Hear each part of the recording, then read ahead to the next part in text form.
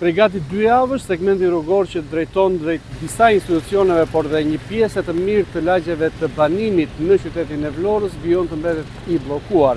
Shkak janë punimet për rikonstruksionin e kësaj rruge, por problematika qëndron në faktin se firma zbatuese e projektit, që është firma Avduli, nuk ka ende asnjë njoftim për bllokimin e kësaj rruge, për datat se kur do të bllokohet dhe kur do të japet sërish ky segment rrugor.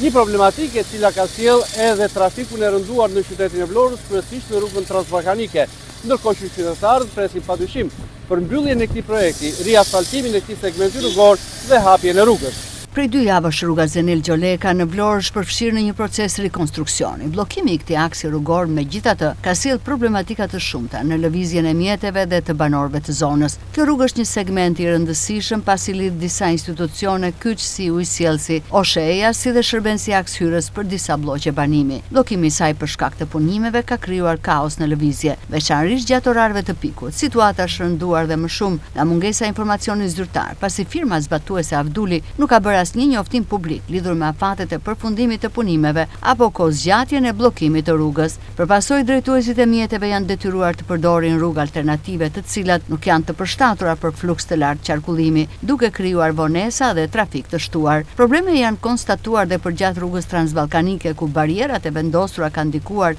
negativisht në qarkullimin normal të automjeteve. Banorët e zonës shprehen të shqetësuar për situatën, duke kërkuar më shumë transparencë dhe komunikim nga autoritetet përkatëse, si dhe firma zbatuese. Deri më tani mbetet e paqartë se kur do të përfundojë rikonstruksioni, ndërsa situata vijon të mbetet problematike për komunitetin dhe përdoruesit e rrugës.